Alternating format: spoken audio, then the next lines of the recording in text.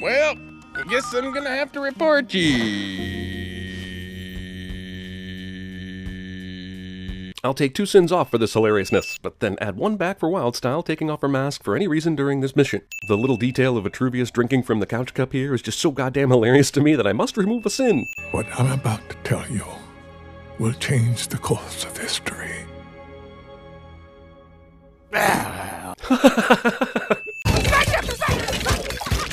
This scene progression made me smile so hard my face nearly broke off. 1 sin removed. I guess you're expecting me to remove a bunch of sins here at the end because we learn most of this movie is happening in this kid's imagination. And while I'm touched by the Will Ferrell ending, Emmett still moves all by himself in this climactic scene, suggesting he's actually real. So I'm going to take off 20 sins for this movie's raw heart and then cap it there, assuming at least 75% of what I saw in this movie was at least potentially real. Oh, what a good boy. I'm taking off a sin for this goddamn good boy. Not gonna lie, John Wick's gear up for a fight scene is as good as any gear up for a fight scene ever filmed. I'll remove a sin. Here's a movie that knows it's showing you the full of Chicago skyline awesomeness. You don't need a Chicago, Illinois, USA text clue to know where you are. I'll remove a sin for schooling the Bourne movies on place names, even though this movie still has its own city labeling issues elsewhere. Are you even listening to me? Movie hilariously declares itself as a clever send-up of the horror genre, and it's so f***ing great I have to remove a sin. Also, damn it, I have to take 1 sin off for the movie referencing the Deadites in the Evil Dead trilogy. Stop entertaining me so much, movie! Okay, gonna take off 3 sins here for this scene. It's pretty damn hilarious. Let's get this party started. This is one of the best scenes of the decade. And then suddenly, without any warning, Pixar sends you into a montage that is both full of sadness and joy and more sadness, without a word of dialogue spoken. It's like one of those great Pixar shorts that precede all of the full-length features. And I think I just cried a little. It's downright incredible, and we're removing 5 sins for its brilliance. My master made me this collar. He is a good and smart master, and he made me this collar so that I may talk. Squirrel! Well, this is adorable and hilarious. Removing a sin.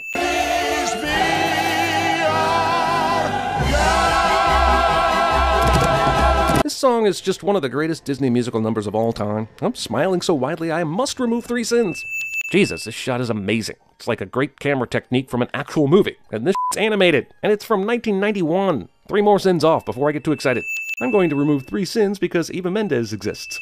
Considering this was only a month ago, I think you're doing exceptionally well. Holy shit, they got him right into counseling after the death of a loved one. Even if the doctor is actually an evil hollow in disguise, that's actually pretty fantastic. So I'll remove 1 sin. This scene is pretty hilarious physical comedy, and it has no goofy musical accompaniment. In fact, it has no music at all, making it even funnier. And for that, I will remove the sin I just gave Newt for the bullshit glass breakage, which is still bullshit, by the way. Holy shit, Dan Fogler is by far the best thing about this movie, and this moment kills me, so 1 sin off. Alan Tudyk voicing an idiot chicken is the best thing about this movie, and would also be the best thing about literally any movie. 1 sin off. Now let's fatten you up, Drumstick.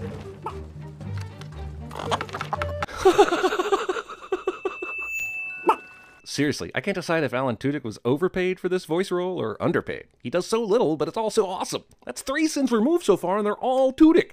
Tudyk! Okay, I feel like I'm giving this movie more sins removed than I should, but hot Jesus, that slow motion lightning is just the coolest freaking touch in this astral projection conversation. Dormammu, I've come to bargain. What is happening? And this is what we come to see in movies. Completely creative, humorous, new way to fight the bad guy. Strange takes a fairly innocuous warning about time powers from earlier in the movie and turns it into pure gold. I'm removing 2 sins for this great scene, one of the more memorable of 2016. She knows. She knows. How long were you alone? A year. Still. Damn. I'm gonna remove a sin for Lawrence Fishburne saying what I feel. I'm taking a sin off for these f***ing mech suits, man. These things are 1,000,000 times better looking than what we see in the 3rd Matrix movie, and that was 17 years later. Bastard! Come on, you too! Oh, you want some of this? You know, as annoying as Hudson is in this movie, I'm gonna knock off a sin for how Bill Paxton plays him. Maybe I'm being sentimental, but damn, he went full on into this role. Get away from her, you bitch! It's good. It's got paprika in it. Damn it, as much as I'm bagging on this movie for having a ridiculous premise, James McAvoy's performance is awesome. I'll take a sin off for Dennis, another for Patricia, and half a sin for Hedwig because it's good acting, but he still kind of annoys me.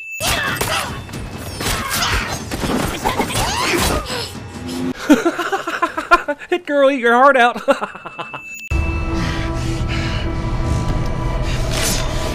Hell yeah, this scene.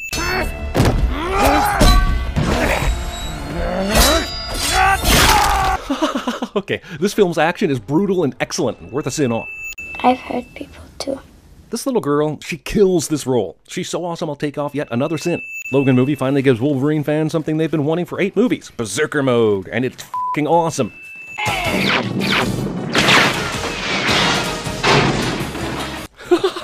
This Transformers movie said, "F*** your childhood," to all the kids my age. He wasn't driving. I didn't ask who was driving, I asked to see his ID. I'm going to go ahead and remove a sin for this scene, because while it's easy to think this is just a typical horror movie protagonist hit a deer cliche, it offers the opportunity for a scene with incredible subtext. My mother loved her kitchen, so we keep a piece of her in here. Jesus, Jordan Peele so expertly drops subtle hints about the overall reveal that you'd think he's a seasoned veteran director, but this is his first movie. For that, I'm definitely taking a sin off. What do you do? Nothing. I don't mean to go through a movie and keep removing sins and all that, but Daniel Kaluuya, Catherine Keener, and Jordan Peele are killing this scene. I'm removing 3 here, and probably would remove more, but I'm an asshole. That's great. Super. Gordon loves Tiger. Oh, the best I've ever seen, ever. Hands down. Movie expertly navigates the facade of going out of one's way to not appear racist as still being racist. You didn't think you'd see this in a fairly low-budget horror movie, did you? I think that mom is putting everybody in a trance, and she f***ing the shit out of them. Damn it, movie, stop giving me excellent performances that make me want to remove sins. I absolutely love the parallel between Chris and Rod. Chris's main guilt in his life is not calling someone when his mom didn't come home on time. Rod is doing the exact same thing Chris was doing the day his mom died. Rod might even know all the details of that story, and even subliminally, Chris's story is working on him now. I could probably remove all the sins of this movie for being so much more than what's on its surface. I'm only going to remove 3 because, yeah, I'm a dick. Holy shit, I'm taking a sin off for this too. You know what would actually make a great prequel? The story of this chick. You don't love me! Despite how annoying she can be, Agnes is freaking adorable. And for this moment alone, I'm having a Gru-like rush of affection. Quick, take 1 sin off before she does something else obnoxious. Definitely gonna remove a sin for this dope Pharrell track, but it also reminds me that this song lost the Oscar to Let It Go that year. Let it go! Let it go? I can't dance in my car to that bullshit. For the egregious Academy error, I'll remove 2 more sins. You're welcome, Pharrell. As I watch this panning shot of Revolutionary War action from afar, I am in awe. This might be the single finest thing Roland Emmerich has ever filmed. As a 2-credit shy history minor, bravo, sir. 2 sins removed. This rescue is badass, and it makes sense. Yes, a farmer in 1776 would have taught his sons to shoot. And yes, he would definitely know the nearby terrain better than the British. I'm taking 1 sin off, goddammit. It's almost a shame Heath Ledger will always be most known for the Joker, because even though he killed the Joker, he was really good in like Brokeback Mountain and this movie. Okay. Kudos to the movie for showing us early on that Mia actually does have talent. We see several bad auditions later, but they aren't about her talent. It's because her heart isn't in it and she's distracted. So when she gets famous later, it's totally believable because of this scene. Props also to Emma Stone for making me emotional in a fake audition inside a movie. Also, I'm going to go ahead and take another sin off for Emma Stone's cry face. That's a great cry face right there. Other cry faces are gross and snotty. This is a very clean cry face that I would like to point out. Damn, Damien Chazelle became a master of color and framing seemingly before he hit puberty, which should be a sin because I'm jealous, but for this shot alone, I'm knocking 1 off. And this is the moment I felt goosebumps from my love of old school Hollywood musicals, and for that, this movie gets yet another sin off. Hey, it almost won Best Picture, okay? It's not like I'm overpraising some straight-to-video bullshit. Emma Stone f***ing owns this scene. The emotion, the acting, the singing, the vulnerability. This scene might have won the movie all of its Oscars. 1 sin removed. God damn, other than the 2 weird minutes of opening exposition, this movie's opening 25 minutes are actually fantastic. Disorienting without explaining too much. Long takes with little to no dialogue. This movie is way better than you remember it being, is what I'm saying. 2 sins off. The first reveal of the apes being accompanied by this music? Awesome. 1 sin removed. Take your stinking paws off me, you damn dirty ape! That being said, I'm also removing 2 sins for this moment, because it's iconic, and also because Rise of the Planet of the Apes later perfectly mirrors the moment with Caesar yelling no at the primate refuge. No matter what else happens in this movie, this ape smoking a stogie is cool as f***, and I'll even take a sin off for it. That said, I'm gonna remove 5 sins for one of the best cinematic reveals ever. I mean, what a f***ing whammy. Okay, I know I'm being hard on this movie, mostly because it sucks and was completely unnecessary, but I will give it credit for looking freaking beautiful. The set design in the castle is unbelievable. And when she opens the door, give her a dashing debonair smile. Come, come, show me the smile. It was one of the most elegant homes in existence, featuring every luxury, including a face bidet and an anti-Irish security fence. Zach Woods delivers an actual winner of a joke just 2 minutes into this movie. With this and the P.T. Barnum line about enslaving elephants, this is really the only time you'll laugh for the whole movie. Still, we're removing a sin. Damn it, I have to remove a sin for Kate McKinnon single-handedly trying to keep this movie watchable. The single best gag in the movie has nothing to do with aliens or science fiction or any of that shit. It's the simple, obnoxious table-dragging scene, punctuated by Will Smith saying, "You want to get down on this?" And I'll even take a sin off. A person is smart.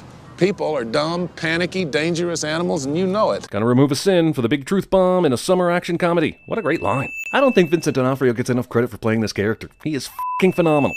Examiner tried to verify this rectally, only to find the subject was without rectum. One of the most overlooked great lines in a movie ever. But f***ing props to the movie for using latitude and longitude data that actually does correspond to the same state we saw him looking at earlier. That was pretty goddamn cool. It's totally f***ed, but John Wick is still gonna claim and own this car like a boss. Though I will take a sin off for this movie's use of long shots and refusal to cut its action to death. This shot where the fountain goes down for a moment and the two guys hunting each other see one another? F***ing gold, Jerry. Even though I'm sick of John Wick being unhurtable in this movie, I still give the film props for this long one take of badassness. Shoot this motherfucker, and let us take our fraternity of assassins to heights reserved only for the gods of men. Damn it, Morgan Freeman, you are a national treasure. Sounds like a bird, but it's a f***ing ant. Jesus, John C. Reilly's such a national treasure he belongs in a museum. One sin off for him being by far the best human thing about this movie. Did you just slap me? I did. Weird, right? Shrek? For you, baby, I could be. Antonio Banderas is the best thing about this movie. Damn, this ship is cool. I'm removing one sin for this awesome f***ing ship, which is really f***ing awesome.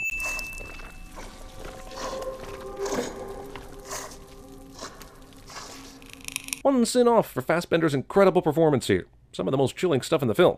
Heart and soul trumps blood and guts every time. We got company! It's the other side of the ship! Two-Face! We need that door open, baby. You know, kudos to this movie for bringing back Billy D. Williams to play Two-Face when the studio decided to go with Tommy Lee Jones back in 1995. I'll remove 2 sins, but I'm going to add 1 back for still not giving him a good number of lines. These helicopters doing backflips. But all the kids at the orphanage call me Dick. Well, children can be cruel. He hasn't captured Riddler. You know she's right. He hasn't captured Bane or Catwoman. And this is easily the best part of the movie, pointing out that Batman actually doesn't do a lot of things to actually stop crime. Everyone's reactions around him are killer, and this deserves a good 3 sins off. I know I made a crack about Vangelis earlier, but the music in this movie is so amazingly unique and influential. Damn it, I gotta remove a sin. When my mom left my dad, I accepted it. That's the way the cookie crumbles. Holy shit, this Luke Wilson take on the Billy Loomis character is f***ing priceless.